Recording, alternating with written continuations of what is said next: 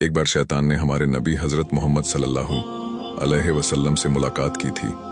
शैतान और हमारे नबी के बीच क्या बात हुई, आइए जानते हैं इस वीडियो में। एक बार हुजूर सल्लल्लाहु अलैहि वसल्लम मस्जिद से बाहर आए तो वहां शैतान खड़ा हुआ था। आप सल्लल्लाहु अलैहि वसल्लम ने फरमाया, ए इब्लीस, ऐसी क्या चीज है जो तुझे मस्जिद तक खींच लाई है? तो इब्लीस ने कहा, मुझे अल्लाह ताला ने आपकी खिदमत में हाजिर होने का हुक्म दिया है। तो आपने फरमाया, अल्लाह रब्बुल इज्जत ने तुझे मेरी खिदमत में हाजिर होने का हुक्म क्यों दिया है?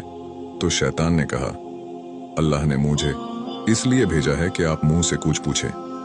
तो आपने उससे कुछ सवाल पूछे और सबसे पहले आपने शैतान से पूछा, ए इब्लीस, तू मेरी उम्मत को नमाज पढ़ने से क्यों रोकता है?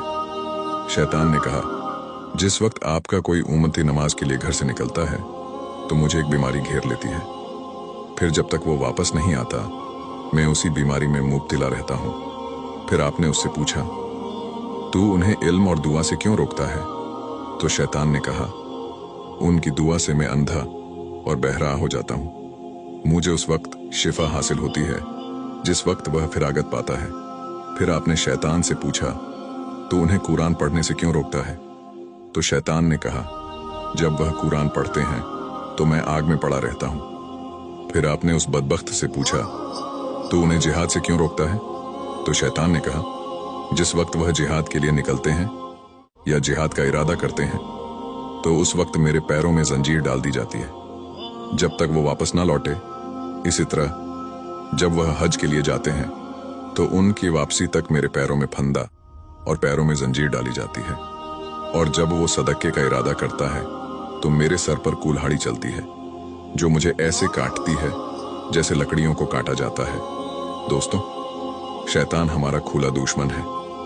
ये बात कुरान में भी अल्लाह पाक ने बताई है।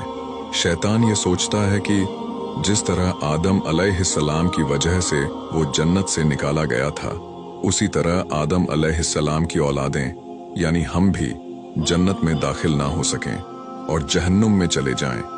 इसलिए वो दिन रात कोशिश में लगा रहता है कि हमें राहें कक से भटका दे।